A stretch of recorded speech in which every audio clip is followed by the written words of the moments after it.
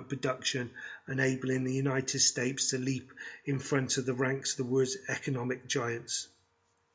Their urban destinations, numbers, and perhaps their antipathy towards foreigners led to the emergence of second waves of organised xenophobia. By 1890s, many Americans, particularly from the ranks of well-off, white and native-born, considered immigration to pose a serious danger to the nation's health and security. In 1893, a group formed the Immigration Restriction League, and it, along with other similarly inclined organisations, began to press Congress for severe curtailment of foreign immigration. Irish and German Catholic immigration was opposed in the 1850s by the nativist Know Nothing movement. Originating in New York in 1843 is the American Republican Party, not to be confused with the modern Republican Party. It was empowered by popular fears that the country was being overridden by Catholic immigrants who were often regarded as hostile to American values and controlled by the Pope in Rome.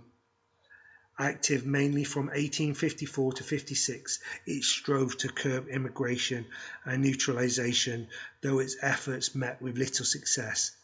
There were prominent leaders and largely middle-class and Protestant memberships fragmented over the issue of slavery, most often joining the Republican Party by the time of 1860 presidential election. European immigrants joined the Union Army in large numbers, including 177,000 born in Germany and 144,000 born in Ireland. Many Germans could see the parallels between slavery and serfdom in the old fatherland.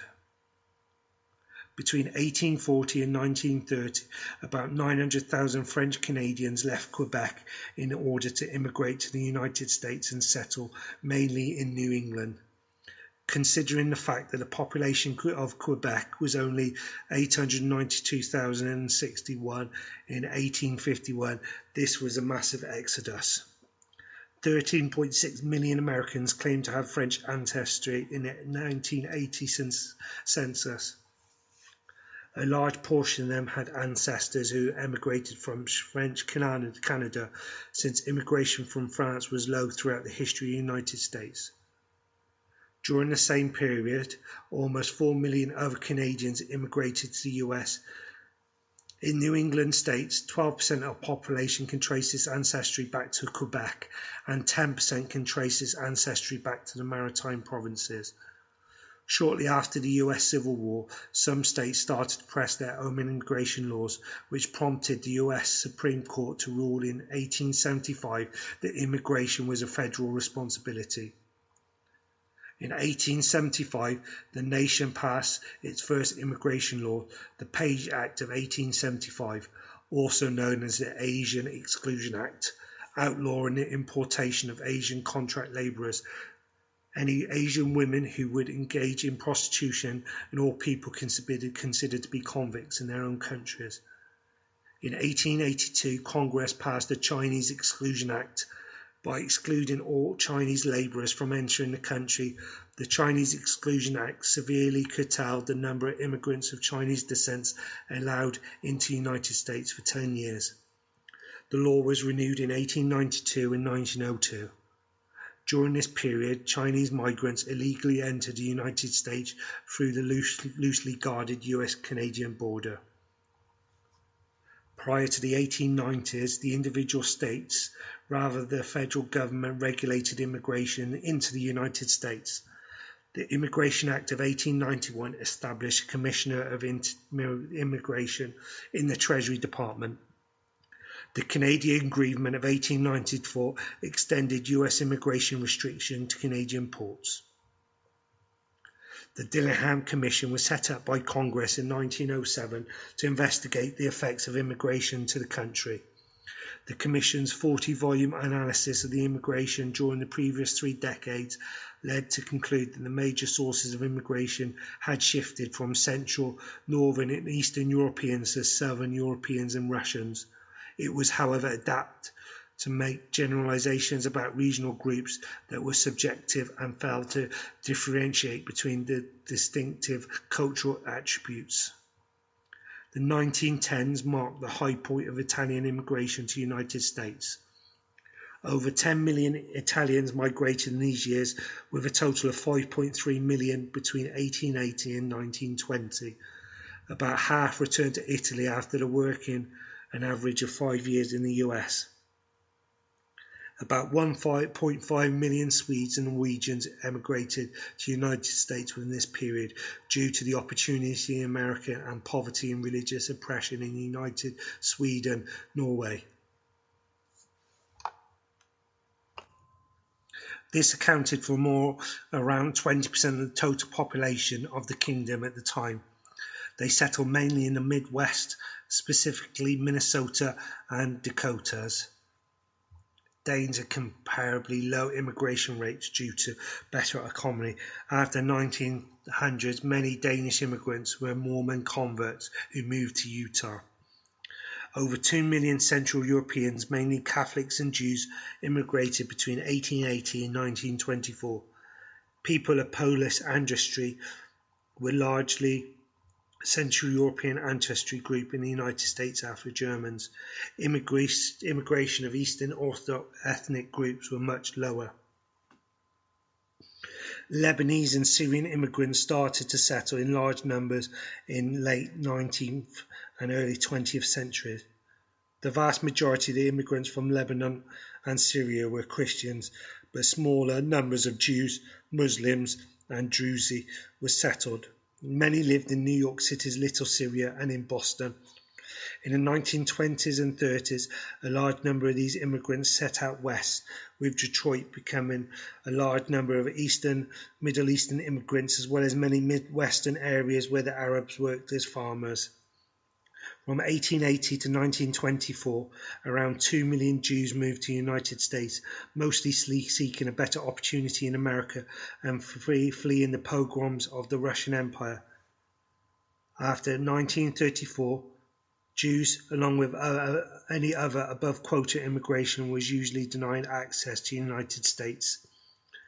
Congress passed a literacy requirement in 1917 to curb the influx of low-skilled immigrants from entering the country. Congress passed the Emergency Quota Act in 1921, followed by the Immigration Act of 1924, which was aimed at further restricting the Southern Europeans and Russians who had begun to enter the country in large numbers beginning in the 1890s. This ultimately resulted in precluding all extra immigration to the United States, including Jews fleeing Nazi German persecution. The Immigration Act of 1924 set quotas for European immigrants so that no more than 2% of the 1890 immigrant stocks were allowed into America. New immigration was a term from late 1880s that came from the influx of Catholic and Jewish immigrants from Italy and Russia, areas that previously sent out few immigrants. The majority of immigrants came through New York, thus making the Northeast a target of settlement.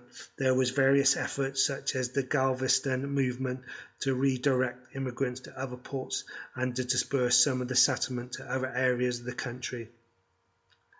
Nativists feared the new arrivals lacked the political and social and occupation skills needed to successfully assimilate into the American culture. This raised the issue of whether the US was still a melting pot or had just become a dumping ground, as many old stock Americans worried about negative effects on the economy, politics and culture. A major proposal was to impose a literacy test whereby applicants had to be able to read and write their own language before they were admitted. Restrictions proceeded piecemeal over the course of the late 19th and early 20th centuries, but immediately after the end of World War I, 1914-18, and into the early 1920s, Congress changed the nation's basic policy about immigration. The National Origins Formula of 1921 and its final form in 1924 not only restricted the number of immigrants who might enter the United States, but also assigned slots according to quotas based on national origins. a complicated piece of legislation. It essentially gave preference to immigrants from Central, North and Western Europe, severely limiting numbers from Russia and Southern Europe, and declared all potential immigrants from Asia unworthy of entry into the United States. The legislation excluded the Western Hemisphere from the quota system, and the 1920s ushered in the penultimate era of US immigration history. Immigrants could and did move quite freely from Mexico, the Caribbean, including Jamaica, Barbados and Haiti, and other parts of Central and Southern America. This era which reflected the application of 1924 legislation lasted until 1965. During those 40 years, the United States began to admit case-by-case limited numbers of refugees. Jewish refugees from Nazi Germany before World War II, Jewish Holocaust survivors after the war, non-Jewish displaced persons fleeing communist rule in Central Europe and Russia, Hungarians seeking refuge after their failed uprising in 1946, and the Cubans after the 1960 revolution managed to find haven in the United States when their plight moved from collective consciousness of America, but the basic immigration law remained in place. The Equal Nationality Act of 1934 allowed foreign-born children of American mothers and alien fathers who had entered America before the age of 18, who had lived in America for 5 years, to apply for American citizenship for the first time. It also made the naturalization process quicker for the alien husbands of American wives. This law equalized expatriation, immigration and neutralization and repatriation between women and men. However, it not applied retrospectively and was modified by later laws such as the Nationality Act of 1940. In 1934, the Tidings-McDuffie Act provided independence of the Philippines on July 4, 1946.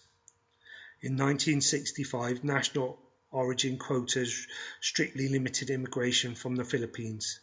In 1965, after the revision of the immigration law, significant Filipino immigration began, totaling 1.7 million by 2004. In 1945, the War Brides Act allowed foreign-born wives of US citizens who had served in the US Armed Forces to migrate to the United States.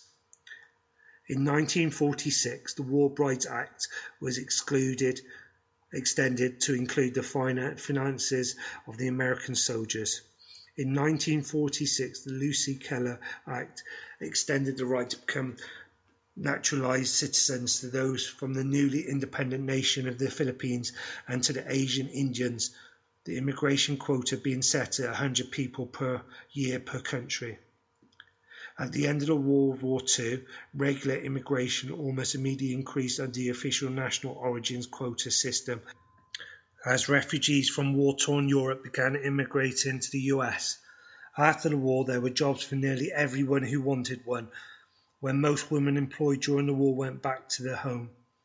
From 1941 to 1950, over 1 million people immigrated to the US, including 226,000 from Germany, 139,000 from the UK, 171,000 from Canada, and 60,000 from Mexico, and 57,000 from Italy. The Displaced Person Act of 1948 finally allowed displaced people of World War II to start immigrating. Some 200,000 Europeans and 17,000 orphans displaced by World War II were initially allowed to immigrate to the United States outside of the immigration quotas. President Harry S. Truman signed the first Displaced Persons (DP) Act of June 25, 1948, allowing entry for 200,000 DPs, then followed by the more accommodating Second DP Act of June 16, 1950, allowing entry for another 200,000. This quota, including the acceptance of 55,000 Volksdeutschen, required sponsorship for all immigrants.